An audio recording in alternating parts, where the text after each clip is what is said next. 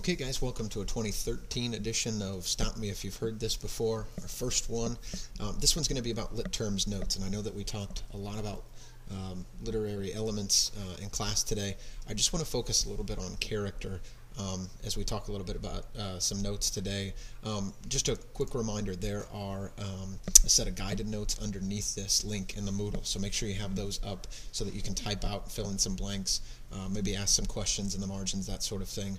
Just to remind you, I'll prompt you to pause me a couple of times here as we go along, just to make sure that you've got time to read over some stuff and understand. Make sure you've got everything written down. Okay, so really quickly, when we talk short story elements, we're talking about some of those things that you guys put on the board this morning, this afternoon: characters and characterization.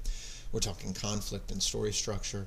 We're talking where it takes place and when, the setting. We're talking point of view. We talked at length this morning about theme and what that entails and if that's necessary or not. Imagery as symbols and symbols are something that we'll discuss as well. Tone and irony are included in this discussion, and we've talked about it in other styles as well. And then finally, style, or as you'll see on your paper later on, mood. But specifically, I want to talk about characters and characterization this morning. First things first. When we talk about characters, we have to think about what makes them the way they are.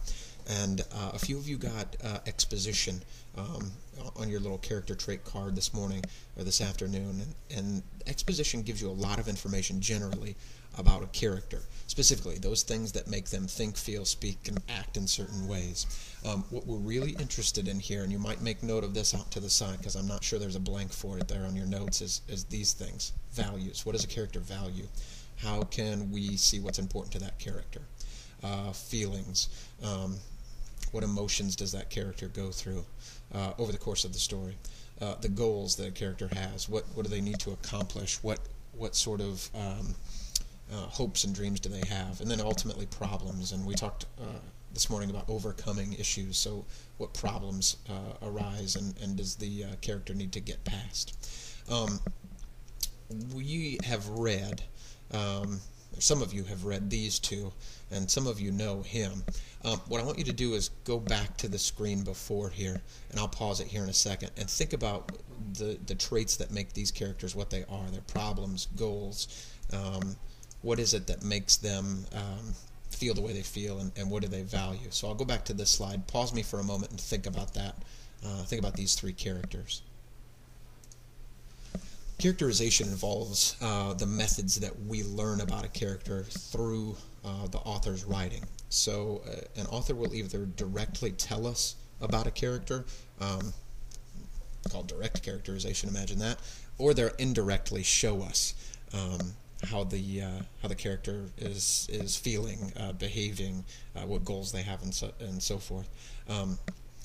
There's a difference here, and it's one of that quality writing that we discussed a little bit. So the difference between direct and indirect also helps us to learn a little bit more about what type of character is involved in the story. Take a moment here. Read over the segment here and see if you can't tell which type of characterization is being shown where.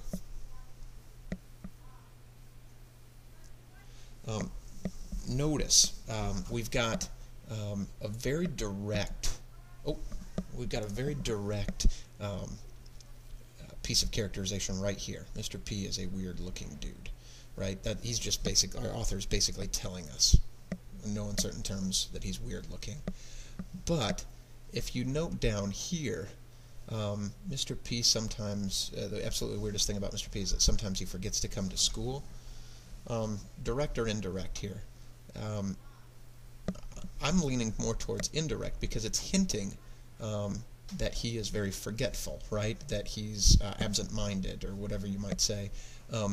So they might even be included in the same section, this indirect and direct characterization, which really helps to provide a complete character sketch. If you see writing like this, it helps us understand a character a little bit more effectively. A couple more things about character real fast before I shut up, and we'll talk more about them tomorrow. You know Dynamic and Round, I believe.